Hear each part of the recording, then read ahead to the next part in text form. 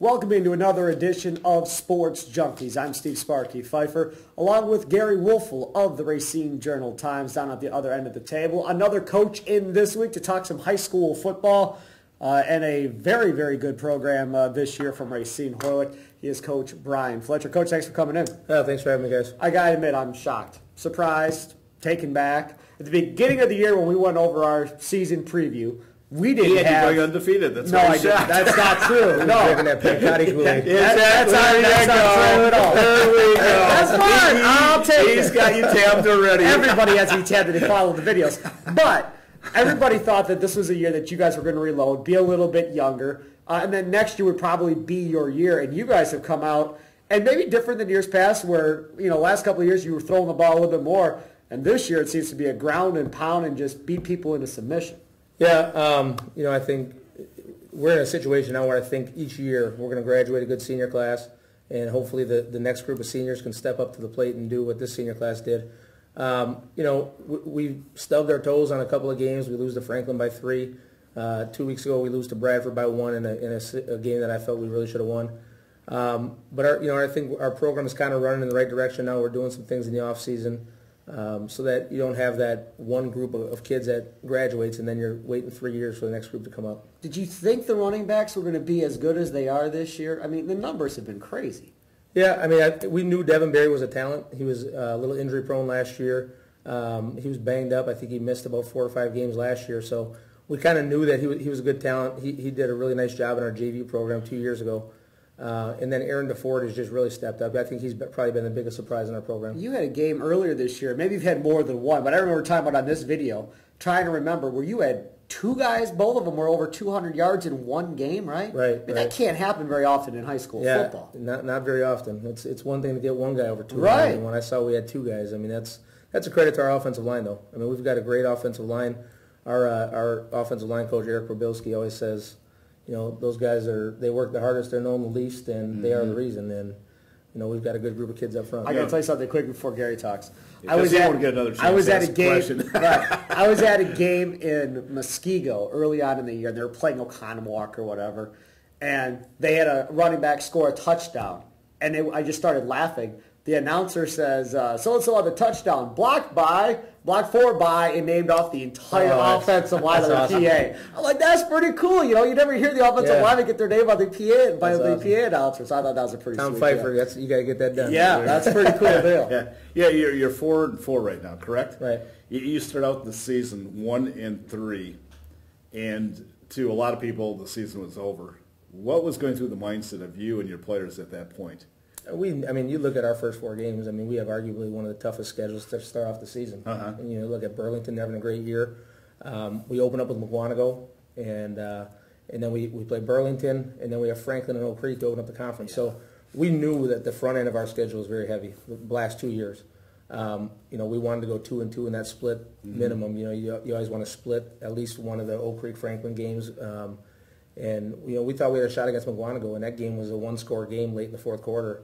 And we turned the ball over on the 10-yard line, and they take a 2-score lead there. But we felt we've been in every game we've played. Well, you're absolutely right. You could easily be 6-2. Right. I mean, you lost one game by 1 point, and you lost another, I think, by 3. Correct. And even Oak Creek, I think it was 14 to 5. We're a baseball score kind of. Yeah. But I mean, again, you're like you said, you were in all 3 games. Talking about Aaron DeFord, I chatted with him last week after the game, and he's not only a very good quarterback, he's one of the more modest kids I've come across. I mean, every time he said something, he goes, this wouldn't happen without my offensive line. And he repeatedly said that. It was almost like it was programmed, but he also believed it too. So he's a throwback kind of kid. I mean, he's a quarterback wearing number 21. He's a kid that played strong safety for us last year. We moved him over to quarterback. We knew what a tough kid he was. I think coachability is his biggest thing. Being modest, being coachable, and doing the little things right, and that's where he's had his success. Did he play quarterback prior to this year at any level? Not that I know of. No, and what prompted you to make him a quarterback? I mean, what did you see in him at that point to say, hey, after being a strong safety, you're going to become the quarterback? That's a pretty major move. Yeah, he's a technician of the game. Like I said, he's very coachable, but he's a great baseball player, so we knew he had an arm. it was one of those things where we graduated Ricky Neal last year, and we knew that the quarterback position was up, and we just kind of had open tryouts. And, Aaron did a great job for us. How much has the offense changed from where it was last year to obviously where you decided to go this year? Our offense has actually been the same for the last 3 years. I think what you're thinking, when George Machado was the coach, we were a spread out team. Yeah. Well, he's on his whole different level. Yeah. And so when I came in, we went to a wing tee, and in my first couple of years, we were just trying to install the base wing tee, and we found out real quickly we didn't have linemen to sit and pound with the big old Creeks and Franklins and things like that. So we opened it up. So it's still the same offense. Because Ricky winged it around the last couple of years, senior games. A little bit, but we average probably 10 to 15 passes a game. Yeah. We're not a real strong passing team. You look at it last week, Aaron did a great job. He was, I think, 12 of 15 passing. Very efficient. With 3 drops. That's really 15 to 15 balls hitting the receiver's hands. That's pretty good. You know what I also liked about him? It seems like the bigger the moment, the better he is. Down the stretch last week, in the third and fourth quarter, he really stepped up repeatedly. Yeah, he's a gamer. Yeah. You look at the Southeast Conference. You talked about Bradford and losing to Bradford. I think they're better than probably a lot of people thought coming into the season for sure. I don't think anybody thought Bradford would be as competitive as they've been this year. No, Matt's done a good job down there. It seems like we always get Bradford right at the right time of the year. You look at, Case goes and beats them, and I'm talking to their offensive lineman, John Choi, before the game. And he said, we were banged up big time. I think they were down 6 or 7 kids in that game. They all come back for you. And then they're always healthy for us. They got Horlick circled on their calendar, I don't get it, but, it is what it is. Yeah, it is what it is. And, you look at the Southeast Conference. Okay, Oak Creek, Franklin, everybody kind of thought they were going to be there. I don't know how many people thought that you were going to be right there in it. And now you're in a situation against Indian Trail where you win, you go to the playoffs, a big game. While you're going to get jacked up for the game, do you worry about the kids being too jacked up to start this game or no? Not really. You look at the last 2 years, we've been in the exact same boat. In 2012, it was beat Tremper and you're in the playoffs, and we beat Tremper. Last year it was beat Indian Trail, a very, very talented Indian Trail team. Right. And I don't think anybody would have picked us to win that game, and we pulled it off in the last game of the year. So they're experienced at it. They've been in this moment before. Right. This is not a situation where it's like, oh man, I don't feel they're going to tense up. I think they're going to come to play football. I think it'll be a good game. Hey, I want to backtrack a little bit. We were talking about the offensive line, and you had mentioned how the PA announcer. Let's give them some props here. Your center is? Matt Nelson. Guards? Tyler Ponte and Cameron Hetland. And your 2 tackles? Caleb Schultz, Jacob Zimmerman, and our tight end is Ty Gady. And those guys have a combined GPA of 3.8. Nice. Average. What? Really? As a matter of fact, Caleb Schultz is our school valedictorian in his class. Wow. That's great. Yeah, that's pretty. 1 out of 4. Speaking of Ty Gady, is this right? He's got like 7 or 8 sacks this year? Yeah, he does. That's a lot. Yeah, he's having a great year. So is that a system, or is it just pretty much on his... You put the kids in a system, but they've got to be able to play. And obviously he's done his job. It's... he was a junior last year who played behind John Smith, who got a scholarship last year to play up in Minnesota, and now Ty Gady's stepping up to the plate. And I think that's kind of what we talk to our kids about is, hey, put in your work in the offseason. You got to be patient, but when your senior year comes around, you got to be able to step up to the plate. What about your feeder program and your feeder system and how you've made that work since you've gotten here? We're pretty involved in the youth program. I've got 4 sons of my own, ages 9 and down, so I'm pretty engulfed in the. So you're going to be here for a while.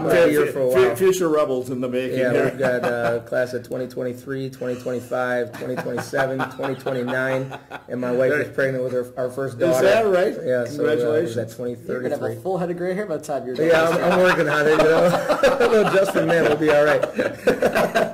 Wow. That's nothing like helping your own program, Yeah, hey, man. You can't recruit them. You got to make them. How much in place was that when you got there from when Machado was there, and then how much have you changed or altered it from when you've gotten there? I don't think there was any feeder program really. And when my kids got involved in RYS, it was the same time that I was taking over. And I knew that was something that we had to get done, was to try to implement it. And Andrew's done a good job, too, with Case. And him and I have talked. But you still have, Racine. It's a big community. Yeah. You've got 5 different high schools competing for athletes. Every year St. Cat's is going to get a few of our guys. Sure. Lutheran's going to get a few of our guys. And so you've got this feeder system going. You're not going to necessarily get 100% of those kids. And then you've also got coaches that have been coaching at the youth level in RYS, which has never really funneled into any type of program. It's never really been set up to feed high schools. And so you've got this program now, and now you have coaches with egos, and they want to run their system and do this. Sure. And it's tough to change. You know, it's one thing if you're in an Oak Creek or a Franklin, Mukwonago, Muskego, things like that, where you've got a one-school town where basically if you're the head coach, you come into the youth program and say, hey, these kids are all going to play for me someday, blah, blah, blah.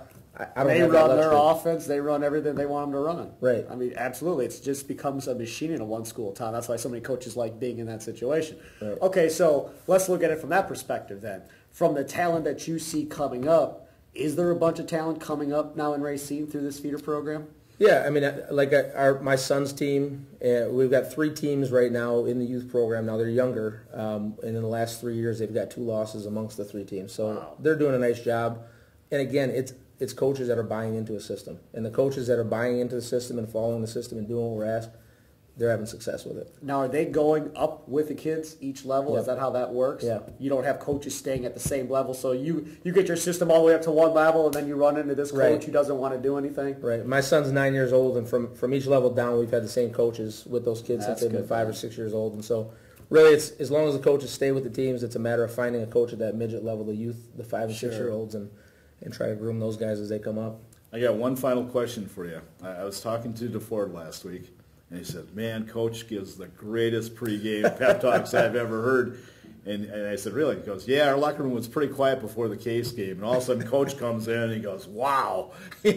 So what kind of speech are you going to give him Friday night? I don't know. Maybe a little Hulkamania, a little Macho Man Randy Savage with a twist of Hacksaw Jim Duggan or something. WWE stuff? That's what you got? I don't know. I just kind of speak from the heart with the guys. And I'm a passionate coach, and so pregame, I flow from the heart, and they hear what's on my mind. So if they find it inspiring, great. There you go. I got one other thing here because we're gonna have to wrap it up. But the youth level and these kids that are coming up through the youth level and stuff, we hear all this talk about concussions in the NFL. The WIAA has put in all these concussion protocols and stuff like that. How much do you hear from parents that are concerned about their kids playing football because of all that stuff?